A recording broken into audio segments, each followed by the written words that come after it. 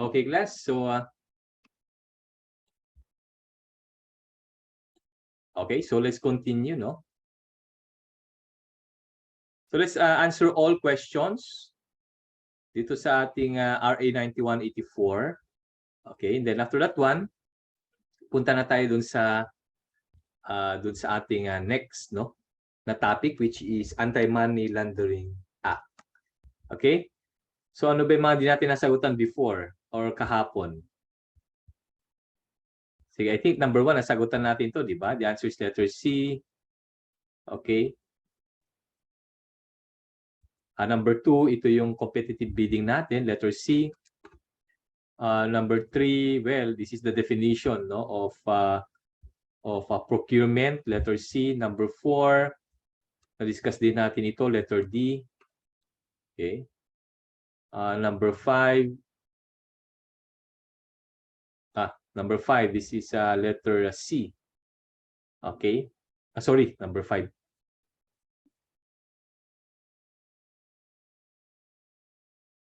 Okay, sa number 5, the answer is letter A, no? Pre-procurement yan. Number 6 is letter C. Number 7, okay, number 7. It is a method of procurement of goods from the previous winning bidder whenever there is a need, no, to replenish goods procured under a contract previously awarded through competitive bidding. Okay, so na-discuss na natin ito kanina. Ang sagot natin ay repeat order. Okay. Okay, so number 7, no?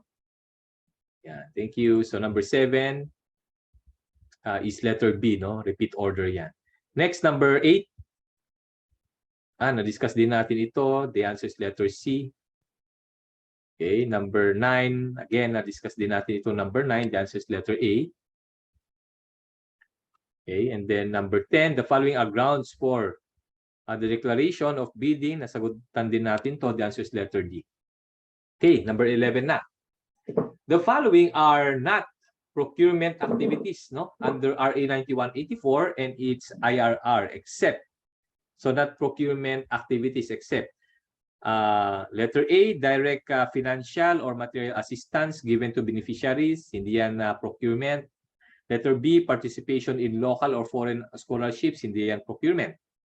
Letter C, list of government-owned property as a lessor, not as a lessee, but as a lessor, hindi rin yan procurement. Letter D, all procurement of any branch, agency, department, bureau, or instrumental of the government, yes. Okay, that is procurement. Letter D, dog. Okay, so ito hindi governed, no? Hindi governed ng RA 9184, itong A to C. Why? They are not considered procurement. Okay? Next, number 12. The bidding document shall include the following except, okay, so ano yung hindi kasama ng bidding documents? ABC, yes. Invitation to bid, yes. Eligibility requirements, yes. Notice of award, hindi. Okay, kasi ang notice of award, hindi na yan part ng procurement process. Ang procurement process, of course, from advertisement, okay, up to back resolution recommending award. Okay? Kasi yung notice of award, contract signing, notice to proceed, nasa implementation stage na yan. Okay? Next, number 13.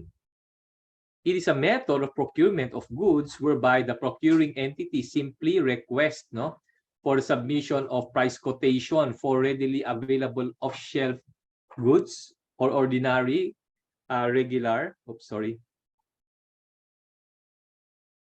okay, ordinary regular equipment to be procured directly from suppliers. So ang tawag natin dito ay, of course, the answer is letter A, shopping. Okay, yan, shopping. Next, number 14. The following procurement are covered by RA 9184 except, yan, so ano yung hindi covered ng RA 9184? Construction of two-story building by DPWH using funds from the World Bank. Okay. Funds from the World Bank. Yan. So covered ba ng procurement? Yes, because yung implementing agency is a government agency, DPWH, no? So covered ng RA 9184 yan.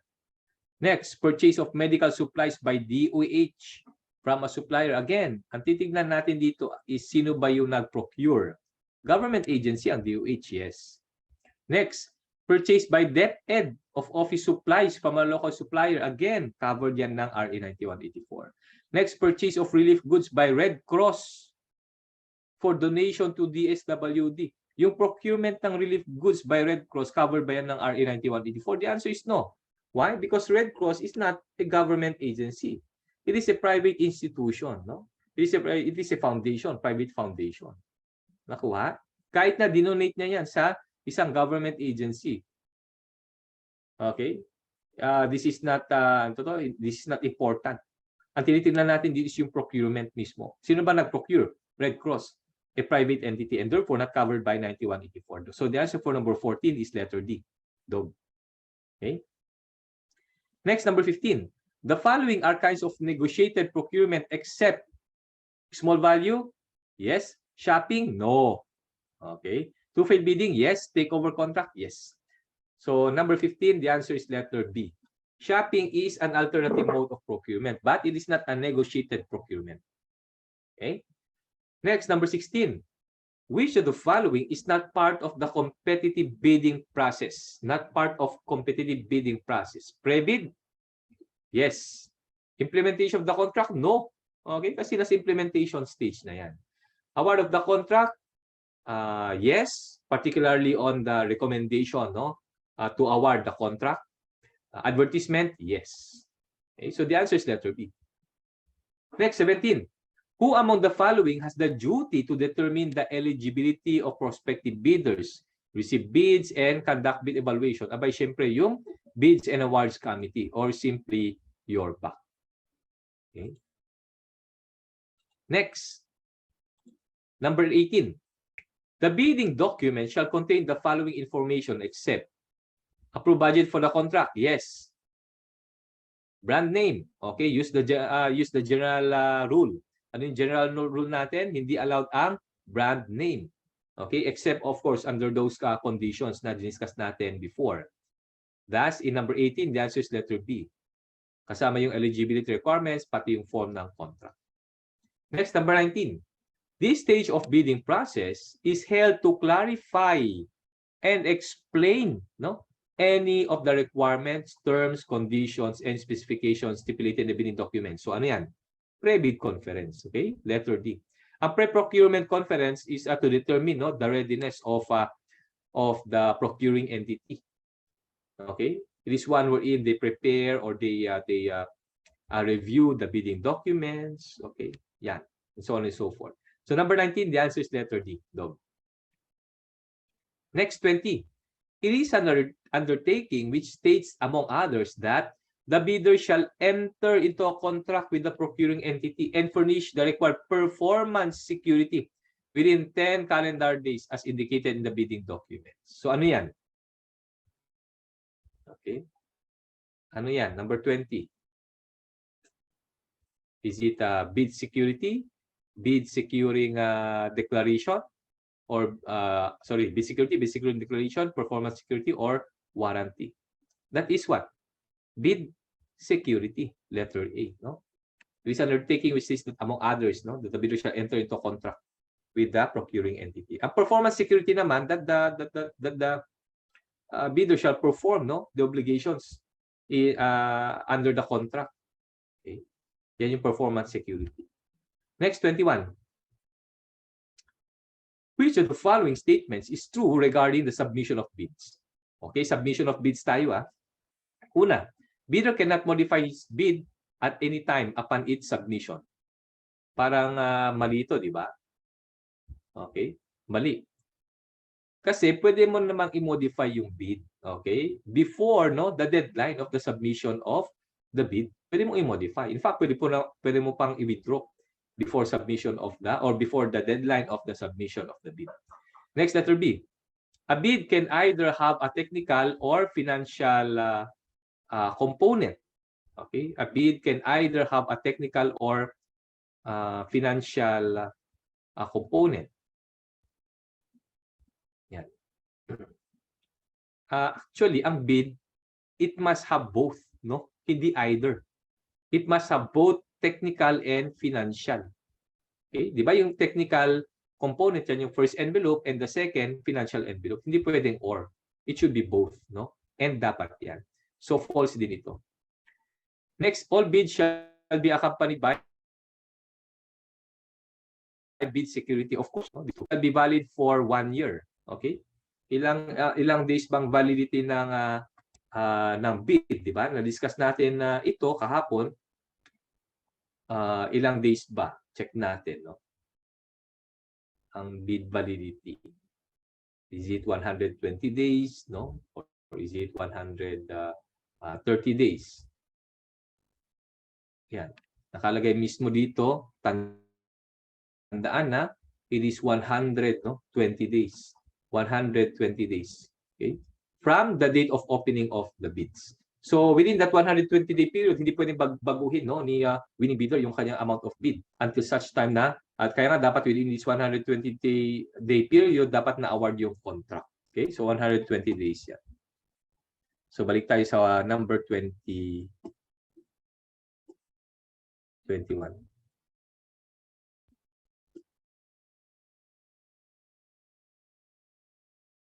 Okay? So, hindi yan 1 year, kundi 120 days. So, 21, the answer is of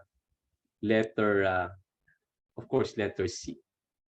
Next, 2022, which of the following statement is false regarding bid evaluation? False daw regarding bid evaluation. Letter A, prior to bid evaluation, the BAC shall examine the shall examine first the technical component of the bid using pass or fail criteria to determine whether all required documents are present. That is correct. Technical component muna ang i-check. Pag pumasa sa technical component, that's the time na i-check natin yung financial component or yung second envelope. Next, letter B, the BAC shall evaluate all bids on equal footing to ensure fair and competitive bid comparison. This is also correct. Letter C, the entire evaluation process for the procurement of goods and infrastructure projects shall be completed within 7 calendar days from the deadline of receipt of the bid proposal. This is also correct. Next, letter D, if the bid is higher than the approved budget for the contract, the BAC shall ask the bidder to amend it. Mali. Automatic yan. Tandaan, class. Pag yung bid mo is higher than the approved budget for the contract, automatic disqualified yung bidder. That's the answer for 22 is letter D. Okay? Next, 23. This is the stage where the BAC verifies and validates whether the lowest bidder passed all the requirements and conditions as specified in the bidding documents. Ang tawag natin dyan ay post-qualification. Okay? Post-qualification. Next, 24. Which of the following is not performed during post-qualification? Okay? Letter A, verification if the bidder is not blacklisted. Yes. Letter B, verification and validation of the bidder's stated competence and experience. Yes. Validate the bid price proposal of the bidder. Yes. Validate the sufficiency of performance security. No. Thus the answer is letter D. Kasi ang pag-submit ng performance security, di ba? Upon receipt of the notice of award. Di ba? Pag nag-enter ito contract, kailangan i-submit muna yung performance security mo. So wala dun sa post-qualification stage. Okay? In fact, nasa implementation stage na siya. Right? Next, so 25, failure of bidding occurs in the following cases except 25, no bids are received. Yes, pwedeng failure. Next, the lowest calculated bid does not pass post-qualification. Not necessarily. Kasi pwede mo pa, halimbawa, yung lowest calculated bid, hindi siya pasa sa post-qualification, okay? Yung next na lowest, okay, ang ipo-post-qualified. So, not necessarily na this will render, no, automatic failure of bidding. That's the answer is letter B. Okay? So, 25 is letter B. Yeah. Next, 26. What is the next step in the bidding process after the determination and declaration by the BAC of the lowest calculated and responsive bid? So meron ng lowest calculated and responsive bid. Di ba? Pag meron ng lowest calculated and responsive bid, the BAC through a resolution will declare kung sino yung LCRB, okay, and recommend the award. So ang next na is of course to the issuance by the head of procuring entity of the notice of award. Once na in-approve ni head of procuring entity yung recommendation ng BAC to award the contract, then that's the time na yung head of procuring entity mag-issue siya ng NOA or the notice of award. Next, 27. As a general rule, the procurement process from the opening of bids up to the award of the contract shall not exceed, kababanggit lang natin to kanina, 3 months, letter C. Okay? Shall not exceed 3 months or 3 months or 90 days, no? 90 days. Next, 28. If the bidder fails to post the required performance security within the period stipulated in the bidding documents, the BAC shall. So anong pwedeng gagawin ng BAC if ever walang performance security? Then that's the time na pwedeng i-disqualify, no? Yung then ipo-post qualify na nila yung next rank, lowest calculated bid or highest rated bid. Okay? Kaya required itong performance security. Otherwise, walang contract. Hindi pwedeng magpirmahan, okay, ng kontrata itong head of procuring entity and then yung supplier or contractor. Next, number 29.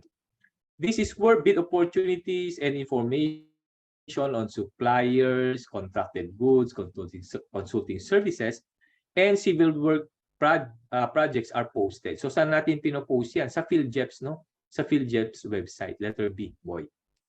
And the last one, for shopping. Okay, shopping ito, no? The request for quotation must be posted in PhilJeps website with ABCs exceeding. All right, the answer is letter C, 50,000. Okay, so tandaan na, hindi ko to na-discuss kanina. However, pagdating sa shopping, kapag yung request for quotation, sir, sino bang mag-issue ng request for quotation? Yung procuring entity, mag-issue siya ng RFQ. Okay. So ito is parang invitation to bid kumbaga sa competitive bidding. Okay? So kailangan yung RFQ mo is naka-upload, no, sa PhilJeps website kapag yung ABC exceeds, no, 50,000 pesos. All right?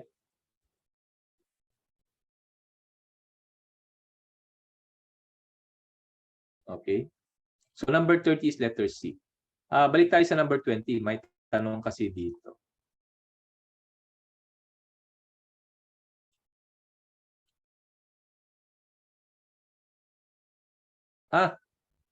Okay. Balik ka tayo sa number 20. Number 20. Actually, tinetest ko lang kayo. Okay. Tinetest ulit, no? Number 20.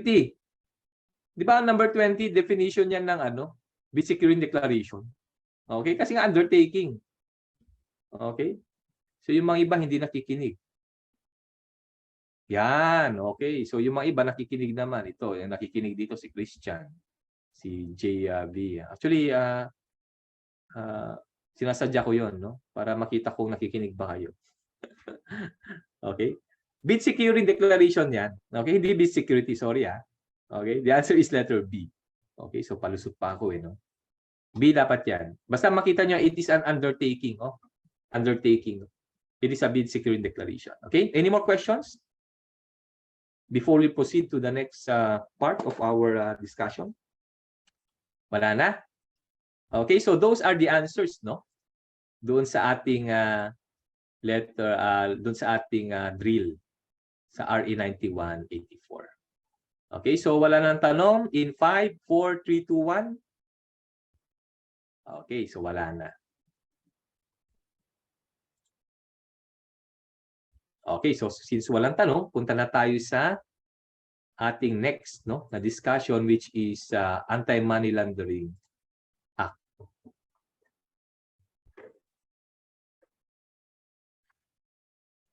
For sure, hindi natin ito matatapos, class, Don't expect na matatapos natin ito. Mahaba itong AMLC or the Anti-Money Laundering Act.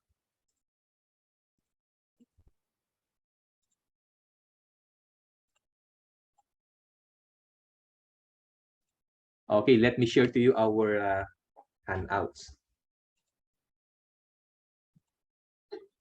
Yan. So ito, Anti-Money Laundering Act. Actually, class, itong Anti-Money Laundering Act, pagtuunan nyo ng pansin, kasi if I'm not mistaken, I think mga 5% ang kukunin dito. No? Ibig sabihin, 5 questions out of 100 kukunin dito sa AMLC or the Anti-Money Laundering AMLA or the Anti-Money Laundering Act. So there are so many amendments dito sa RA 9184. 9160. Okay? Dito sa RA 9160, ito yung original, no, na Anti-Money Laundering Act natin. And there are amendments such as yung RA 9194, 10167, 10365, 10927, and the latest of which is Article Republic Act 11521. Yung mga amendments na to ay amendment on the covered persons. Okay? Ito sa 11, halimbawa ito sa 11521, ang in-include diyan ay mga POGOs natin. Okay, yung mga Philippine Offshore Gaming. Okay, operators. So sinama natin yung POGO, yung 10927 sinama natin yung casino. Okay, because of that Bangladesh bank heist, di ba? Noong 2016, nung trinace nila kung saan napunta yung pera is pinasok nila sa mga casino. Okay? Ang casino, hindi kasi required na mag-report yan ng mga suspicious transactions or covered transactions. Okay? Hindi sila required na mag-report sa EMLC. Kaya hindi na matrace. And with this, no, RA 10927, sinubject na nila ang mga casinos to this Anti-Money Laundering Act. So they are now they are now covered, no, by this RA 9160 as amended. Okay? Now, the question is, sir, ano bang purpose ng Anti-Money Laundering Act? Okay? Basta tandaan yung anti-money laundering. From the word laundering, ibig sabihin yung money coming from illegal source or from illegal sources, okay? Kumbaga pinapalinis mo siya. Kaya nga nilalabhan mo siya, di ba? Kapag nilabhan mo yung clothings, magiging malinis siya. So yun yung money laundering. Ang pinapakita mo is itong money from illegal source is ang pinapakita mo is galing yan sa legal sources. So nilalaunder mo siya, nilalabhan mo siya, nililinisan mo siya. Okay? Now, the purpose of Anti-Money Laundering Act is una, to protect, of course, and preserve the integrity and confidentiality of bank accounts. Pangalawa, to ensure that the Philippines shall not be used as money laundering site for the proceeds of any unlawful activity. And pangatlo, to extend, of course, cooperation in transnational investigations and prosecutions. Kasi ang money laundering hindi siya on a national level, but on an international level. That is why the Philippine government requires cooperation of the other countries, or the other country requires cooperation of the Philippine government. Kaya nga nandito yung transnational investigations natin. Halimbawa, US. Na-detect ng US government na merong pera na nilaunder, okay, from US transfer dito sa Pilipinas. And nakita nila na it came from, or that money came from illegal sources. So in that case, yung FBI, say for example, or investigating body ng US may ask for authority or may ask for help from its counterpart dito sa Pilipinas, which is of course the Anti-Money Laundering Council, including of course yung ating NBI, okay, to investigate, no, yung money laundered from abroad.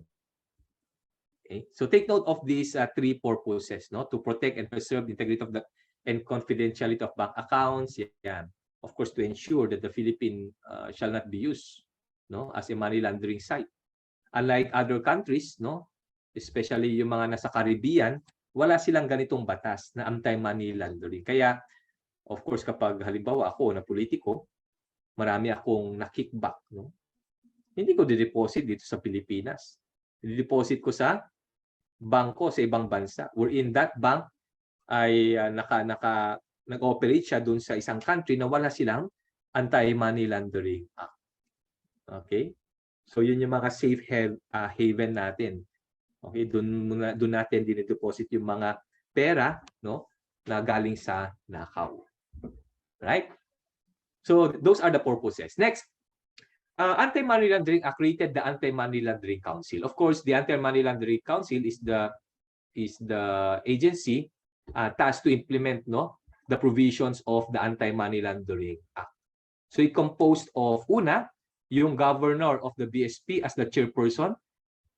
Pangalawa, yung commissioners, yung commissioner ng Insurance Commission, yan yung pangalawa.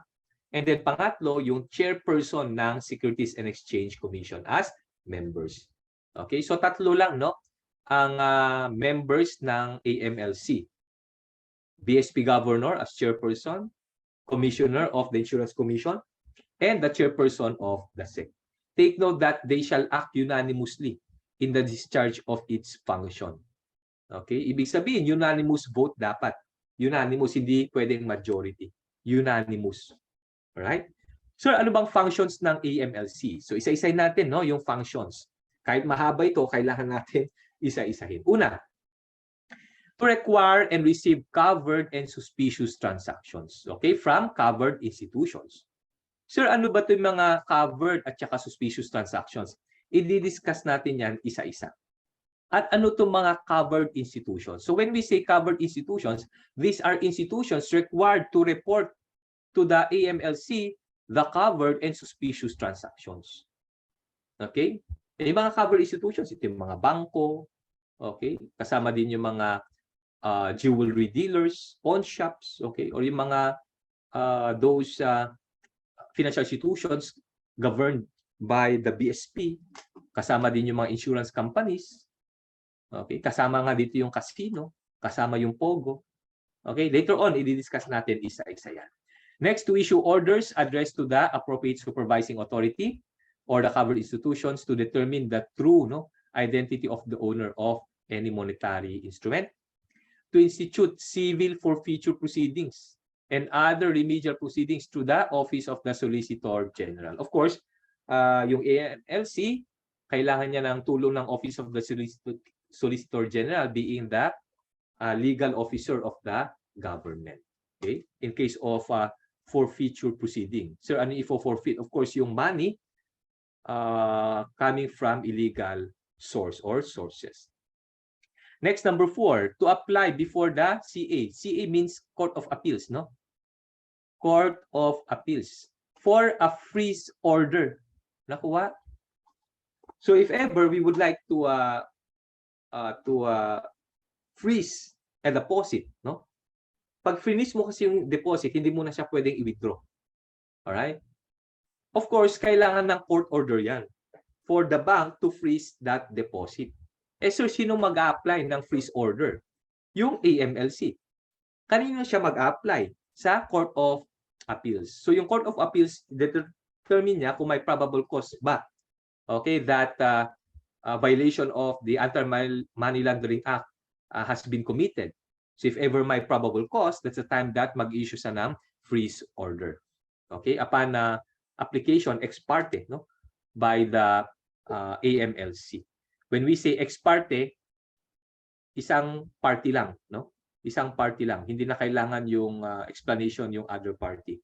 Pero yung other party, when I say other party, yung party na or yung suspect, no? Yung suspect, of course, pwede siya mag-file ng motion for reconsideration, no? To lift that freeze order. Next, number 5, to receive and take action in respect to any request from foreign states, no? Particularly yung assistance in their own anti-money laundering operations. Next, number 6, to develop educational programs or pernicious effects of money laundering. Number 7, to implement such measures as may be necessary, no, and justified under the AMLA to counteract money laundering. Kasi ang gusto natin sa the implementation of AMLA is to prevent, no? Of course, to prevent the entry of money here in the Philippines, wherein that money came from illegal sources. Prevention tayo, no? Next, to investigate suspicious transactions, including covered transactions. To cause the filing of complaints, of course. before the office of the Secretary of DOJ or Ombudsman, okay, to enlist assistance of any branch of the department or bureaus of the government, to impose administrative sanctions, no, for violation of the laws. Administrative ito kasi ang mag-impose ng criminal and civil ay of course yung court. And then sa number 12, to require the Land Registration Authority, including its registries of deeds, to submit to the AMLC all real estate transactions involving an amount in excess of 500,000. So kapag bumili ka ng condo, no, worth more than 500,000, yan. Ang LRA or Registry of Deeds, magsasubmit siya sa AMLC ng report.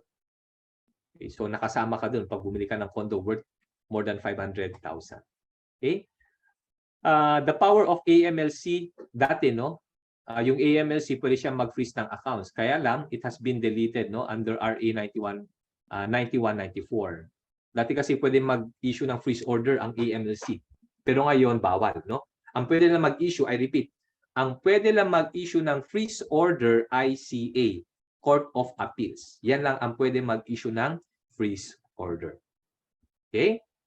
Now, ano yung mga authority of AMLC to inquire into or examine bank deposits? Kasi di ba meron tayong secrecy of bank deposits? Okay? Meron tayong secrecy of bank deposits. Ibig sabihin, hindi pwedeng basta-basta, no, i-examine or i-inquire into yung mga bank deposits. Right? However, ang AMLC, by virtue of the Anti-Money Laundering Act, it has the power, no, to inquire into or to examine bank deposits under these circumstances. Una, when court order is required. Okay, so kailangan ng court order before the AMLC can inquire into and examine bank deposits in the following instances. Una, in case of unlawful activities. So kailangan ng court order yan. Letter B, money laundering offenses. Kailangan din ng court order yan. So kapag sinabi ng AMLC na, teka, kailangan natin examine yung bank deposits na yan kasi based on our investigation, nanggaling yan sa nakaw, nanggaling sa unlawful activities. Or there's a violation of the Anti-Money Laundering Act. In that case, kailangan ng court order before the AMLC can examine, no, that bank deposit. However, dito naman sa mga instances na to, hindi na kailangan ng court order. Ibig sabihin, pwedeng i-examine ng AMLC anytime. Okay? Kapag yung money na yon ay galing sa hijacking, yung pera na yon ay galing sa kidnapping for ransom, or murder, or destructive arson, or violation of the dangerous drugs, particularly selling, no, of illegal drugs.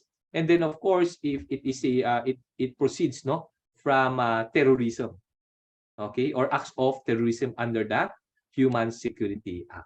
So in these instances, tandaan na hindi kailangan ng court order.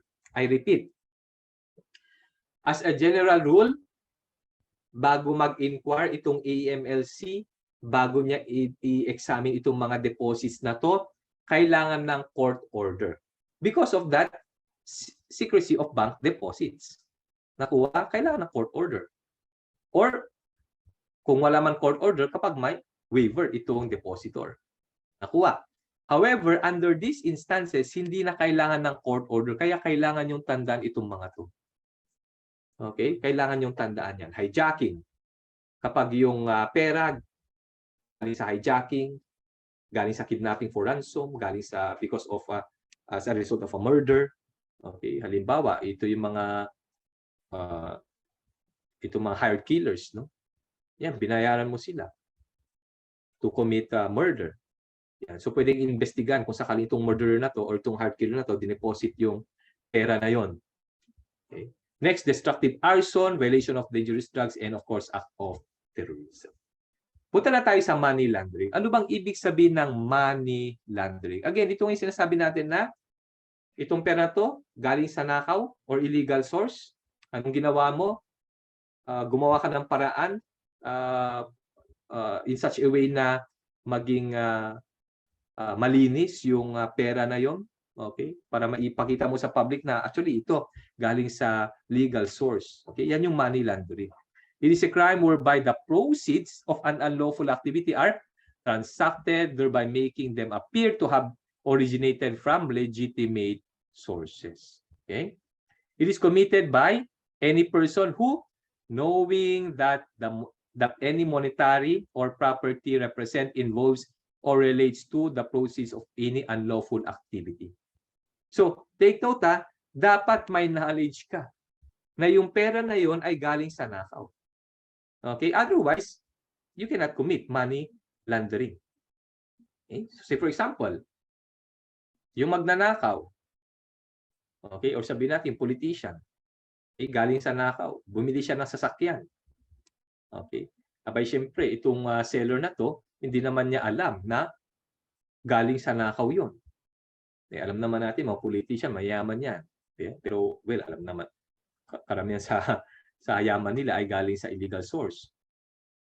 So, in that case, yung pera na yon, okay, yung seller na yon na nakatanggap ng pera is hindi yan subject sa money laundering. Unless, of course, kapag may knowledge siya na galing talaga sa nakaw yun. Okay? So, ano yung mga unlawful activities? Transacted property, instrument, or property, converts, transfers, and dispose, no? Said monetary instrument or property, conceals or disguises the true nature or source or location of such monetary instrument or property. Okay? Performs or fails to perform any act, okay, as a result which he facilitates the offense of money laundering under 1, 2, and 3. Attempts to conspire or to commit money laundering offenses under 1, 2, 3. Okay? And any covered person who, knowing that a covered or suspicious transaction is required under AMLA, failed to report, no, said covered or suspicious transaction to the AMLC. Okay?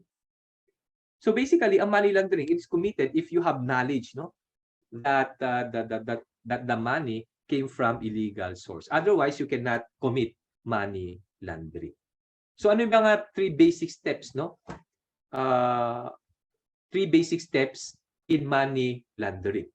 Ang una dyan ay placement. Yan. So ano ba yung placement? At this stage, the lender inserts the dirty money into legitimate financial institution. So dito, ang pag-open ng account, it is actually a placement. Open ng account sa bangko, it is a placement. Open ng account sa, say for example, gusto mong i-invest sa stock market. Okay? Nag-open ka ng account sa COL Financial. Or pumasok ka sa casino, nag-register ka. Okay? Register mo yung pangalan mo. Yan yung placement. So, ibig sabihin, ang placement is tumitingin ka ng mga financial institutions. Okay? Or yung mga covered institutions na pwede mong ipasok yung pera na galing sa illegal source. Yan yung placement. Okay? But of course, because under Anti-Money Laundering Act, ang gusto natin is prevention. Dito sa palang sa placement, meron ng control, no, na ni-require sa mga covered institutions. Okay? So bago nila tanggapin yung pera is kailangan muna ng customer identification. Okay? So halimbawa, pag nag-open ka ng account sa bangko, di ba? Ang daming mga requirements. Ang una, ID. Pangalawa, dapat meron kang what do you call this? Government issued ID. Okay, pangatlo, kailangan mo mag-apply. Pang-apat, kailangan mo pa mag-submit ng 1 by 1 or 2 by 2. Pang-lima, kailangan mo ng pirma. Dapat i-present mo din doon kung saan ka nakatira. Okay, ano yung source ng income mo? Salary ba yan, investment, or whatsoever? So yan yung placement. So merong customer identification. Kailangan i-identify mo sarili mo. Okay? At i-prove mo na talagang yung pera na yon ay galing sa hindi from a legal source. Okay? So for a money launderer, okay? Dito sa tatlong to, ito yung mahirap gawin, placement. No? I repeat, as far as the fraudster or the lander is concerned, no? Ito yung mahirap gawin, placement. Kasi ang daming control, no, na ini-insert dyan, or ang daming requirements para ma-identify ka. Abay, syempre, natatakot ka naman ma-identify, di ba? If you would like to insert that dirty money into that financial institution. Okay? Next, o halimbawa ako, launderer ako, nag-open ako ng account, pinasok ko yung account na 1 million, which came from illegal source. Ang next na nagagawin ko ay layering na. Ang layering, no, it involves sending money from one financial institution to another. So pwede na ang gawin ko, halimbawa, nag-open ako ng account ko na sa BPI. Okay? Nag-open ulit ako ng isa pang account sa BDO. So pwede na ang gawin ko ay from BPI, ita-transfer ko sa BDO. Ngayon, nag-open ako ng account ko sa COL Financial. From BDO, transfer ko yung amount sa COL Financial. And then doon sa COL Financial, bumili ako ng mga stocks. After some time, binenta ko din yung mga stocks. Okay? Yung pinagbentahan ko, winidraw ko, na-deposit dun sa BDO account ko. Okay? Then ang ginawa ko, winidraw ko, bumili ako ng gold. Okay? So yung gold, binenta ko ulit. Ayan. Pumunta, yung pinagbentahan ko, pumunta ako sa casino. Yun yung sinasabi natin na layering. Okay? Sending the money from or through various financial transactions. Okay? Sending from one financial institution to another financial institution. Para mahirap i-trace kung saan ba galing yung pera. So if you are the investigator, it yung very difficult, no, to perform. Okay, itong layering. What I mean is, it is very difficult to trace, no, kung saan napunta yung pera. Pero kapag ikaw ay launderer, ito yun naman yung mahirap i-perform. Kapag ikaw si investigator, ito layering. This is the most, no, complex step. Pwede kasi na may peso account, nag-deposit ka. Ginamit mo yung peso account para bumili ka ng dollar account. Yung dollar account, ginamit mo yan para bumili ka ng, say, Bitcoin. Okay? Yung Bitcoin na yon, ginamit mo yan para bumili ka ng non-fungible tokens. Okay? Yung non-fungible tokens mo, binenta mo. Okay? Ang binayad sa iyo ay Bitcoin. Again, yung Bitcoin, binenta mo, okay? Meron kang dollar. US dollar ang na-receive mo. O yung US dollar, bumili ka ng iba pang currency. Okay? So, yun yung ibig sabihin ng layering. Okay? Then after that one, integration na. Ang integration, ito na yung i-withdraw mo na yung pera. Okay? The money re-enters the mainstream economy in legitimate looking form, appearing to have come from legitimate transactions. Kumbaga is, tatanggalin mo na yung pera dun sa financial institution na yon. Okay? I-withdraw mo na. In such a way na, oops, galing ito sa, parang pinapakita mo sa public na galing ito sa legal source. Okay? It may involve a final bank transfer into the account of a local business in which the launderer is investing in exchange for a cut of profits or the sale of high value items brought during the layering stage. Okay? Kaya mamaya, makikita nyo yung mga covered institutions. Ibig sabihin, itong mga to, every time na may transactions na ganito, kailangan silang mag-report sa AMLC. Alright? So take note of these 3 basic steps in money laundering. PLI ang mnemonics natin. Una, placement.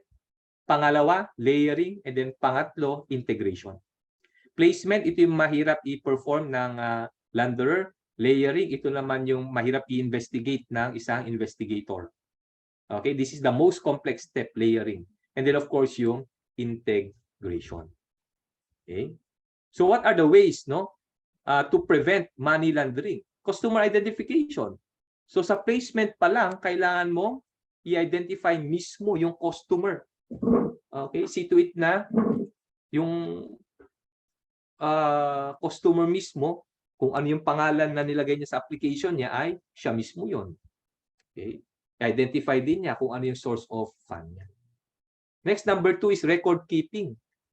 So dito, ni-require natin yung mga covered entities, no, na kailangan na i-keep nila nila yung record nila, yung mga suspicious and covered transactions within the period of 5 years, no, from occurrence of those transactions.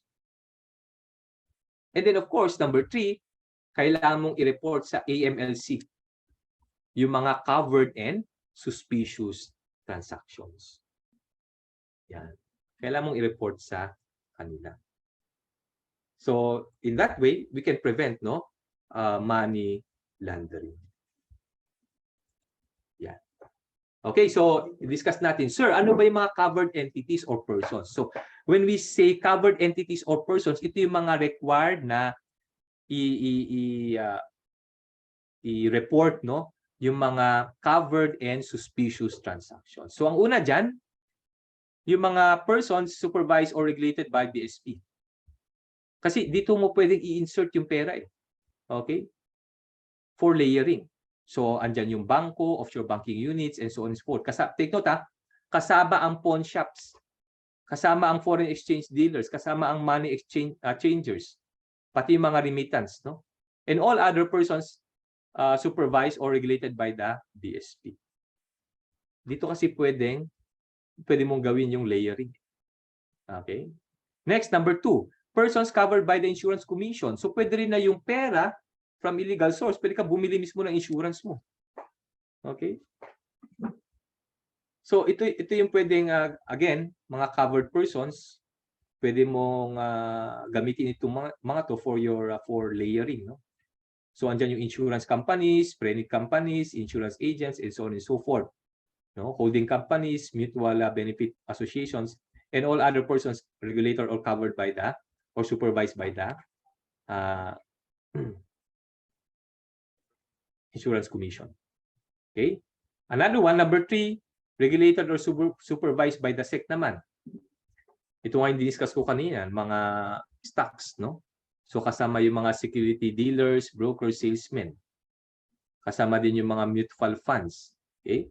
And other entities administering or otherwise dealing in currency, commodity, or financial derivatives. Okay? So yan yung SEC, covered by SEC. Another one, designated non-financial business and profession. So ito yung mga consultant. Kasama dito yung mga consultant. Including, of course, yung mga jewelry dealers. No? Yan, jewelry dealers, kasama yan. Kasi nga pwede mong gamitin yung nakaw na pera or pera from illegal source sa pambili ng jewelry. And then, mag-aantay ka for some time, saka mo ibebenta. Okay? Kasama din yung mga company service providers, such as those acting as formation agent, acting as a director or corporate secretary, and so on and so forth. No? Pakibasa na lang itong mga to. And, syempre, kasama din yung mga persons who provide any of the following. Usually, yung mga consultants, itong mga to. Okay? Managing of client money or management of bank, so on and so forth. Dati, no? Dati, ito lang yung mga covered. Yan, yung 1, 2, 3, 4. Kaya lang, dinagdag nila yung casino. Yan, because of that Bangladesh bank heist, no? Transfer sa RCBC, may nag-withdraw sa RCBC, ang ginawa, okay, ginamit sa casino. And then, based investigation daw nila, nung trinace nila, napunta sa Hong Kong. Okay, yung pera. Kasama din yung real estate brokers and developers. And yung bago na sinama natin, yung mga offshore gaming operation. Okay, ito yung mga POGO natin, no? Philippine Offshore Gaming Operation. So, sinama natin sila. Okay? Sir, yung mga lawyers, halimbawa, nakita nila na yung client nila na alam nila na may knowledge sila na yung pera ng client nila ay galing sa illegal sources. Kailangan ba nilang i-report? O di kayo mga accountant na nagmamanage or nagre-record ng mga transactions ng client nila. Nakita nila na may pera galing sa illegal source. Are they required to report? The answer is no. Nakuha? The term covered persons kasi shall exclude lawyers and accountants. Kasi nga meron tayong puro professional responsibility na dapat may trust and confidence. Okay? Or may hindi mo pwedeng i-divulge, no? Or i-disclose yung mga information. Kasi it will compromise yung client confidence. Okay? Same is true when it comes to accountants. But take note, these lawyers and accountants must be authorized to practice here in the Philippines. So yung knowledge mo na galing sa nakaw yung pera must arise, no, from you're dealing with your client as a lawyer and client relationship, or accountant and client relationship. All right? So in that case, hindi ka covered. Okay, ng Anti-Money Laundering Act, wherein you are required to report those covered or suspicious transactions. Okay, so I guess that's all for tonight, no? Kasi it's almost time. Next meeting, I will finish discussing itong covered transactions, suspicious transactions, no? Freeze order, yung secrecy of bank deposit natin. Okay, next meeting. And if we still have time, no, I can add other topics, special topics. Siguro ang pwede nating i-add diyan ay tingnan natin kung kaya natin i-add ang labor, no? Yung labor standards kasi hindi kasi marami sa atin dito na hindi naman diniscuss undergrad ang labor. Yun siguro yung pwede natin i-insert. Hindi ko pa alam kung kailan yung next meeting. Okay, mag-usap muna kami ni Dean kung kailan. All right? So other questions before we go? May tanong ba? In 5, 4, 3, 2, 1? None?